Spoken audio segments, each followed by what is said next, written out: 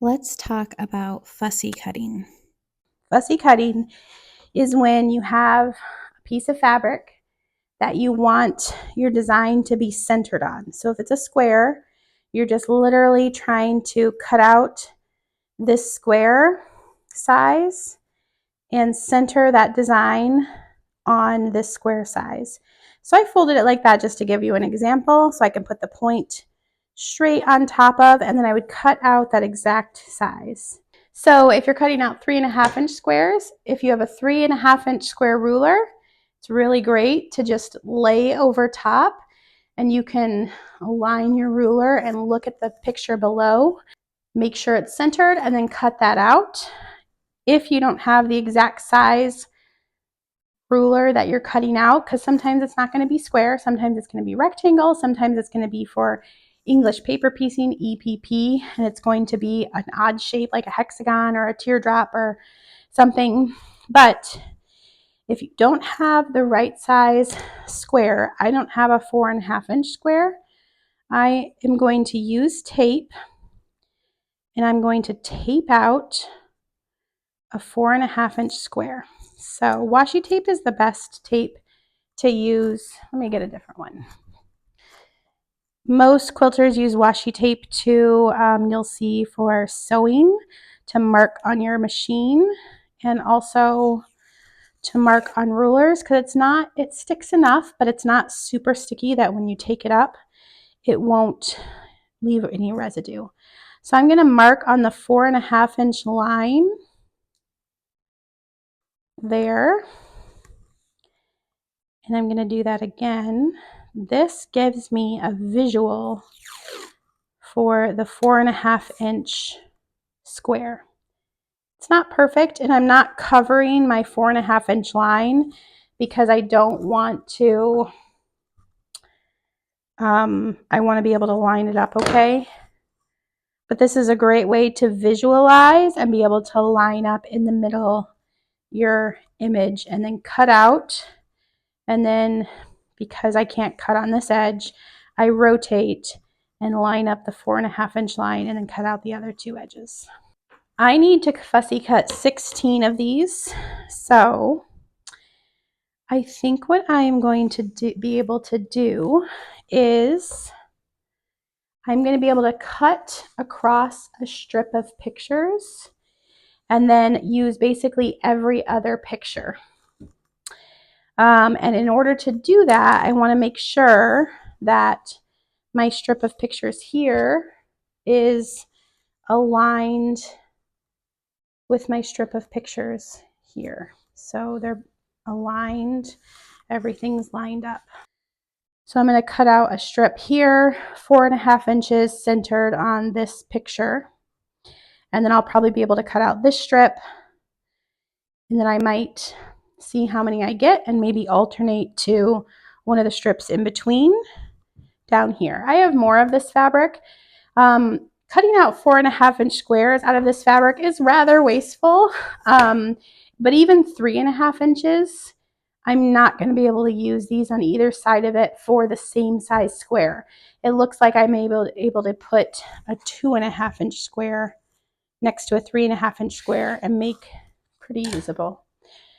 Also, with fussy cutting, you can just unfold your fabric so it's one layer and just, literally plop a piece down and cut around it and cut that piece out.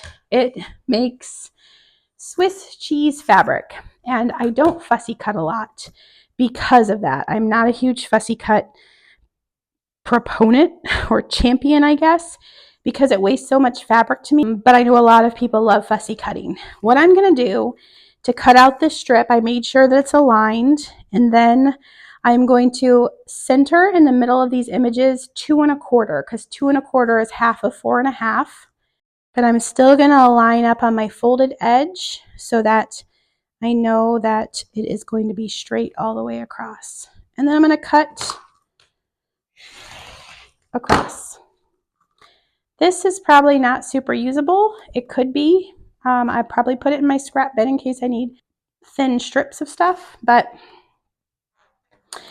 then, because I have this line already, I can measure 4.5 inches down from that.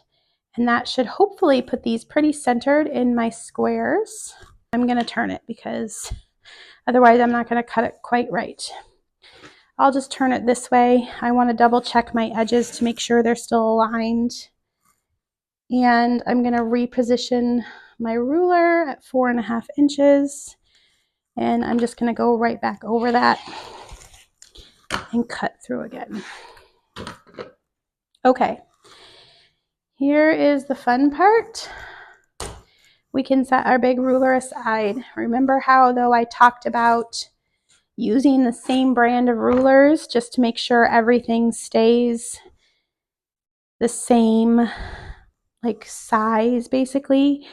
As much as we think rulers are all exact, they're probably not.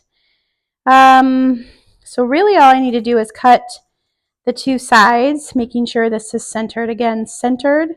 It doesn't matter top and bottom, but side to side is what we're centering now. And 2.25 inches is centered. I do want to make sure my top edge or my bottom edge is aligned with the ruler so that I know my square is square. But centering is happening from side to side. I could only cut one side with that, so I'm going to grab my ruler and rotate it. You see I rotated the fabric. That's why having a ruler the exact size of square you're cutting out is awesome. There is my lamb that I fussy cut that will be centered in one of my stars. So that will be a lot of fun.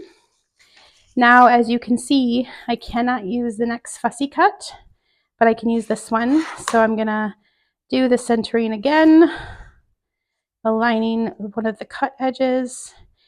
And this fabric just happens to be made this way where it's in rows, but sometimes you're fussy cutting fabric that is not meant to be fussy cut, and it's a sporadic pattern, or it's kind of staggered. So you may use less or more fabric as you're cutting. So I am just continuing to go down the strip and fussy cut as many as I can get out of it. I'm not saying they'll all be perfect. So fussy cutting larger squares is always harder than fussy cutting smaller squares. When you're fussy cutting a smaller square, the biggest thing you can do is make sure, if your square size allows, that you have 1/4 inch outside the picture so that you don't sew a seam into the picture. So I'm going to continue to fussy cut 16 squares for the center of my stars for my quilt. Now remember, I'm trying really hard to remember to say it, but I am cutting 4.5 inch squares for the majority of my quilt. You, if you are working with a cover quilt, are cutting 3.5 inch squares, except for the HST's border.